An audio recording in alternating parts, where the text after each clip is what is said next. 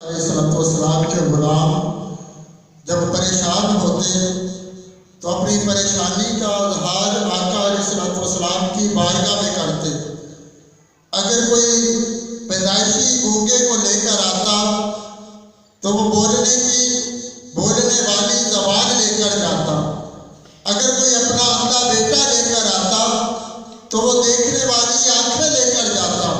اگر کوئی حضور کی بارگاہ میں حاضر ہو کر عرض کرتا کہ یا رسول اللہ بازو تن سے جدا ہو گیا ہے تو میرے مصطفیٰ نظر کرم فرماتے اس کا بازو ساتھ جڑ جاتا۔ اب اگر ہم سوچیں کہ ہم کیا کریں، حضور کی بارگاہ میں کیسے فریاد کریں، کس طرح پریشانیوں کا اظہار کریں، کس طرح اپنے مسائل کا حل پالیں، تو میرے مصطفیٰ نے فرمایا کہ تم پریشان نہ ہو،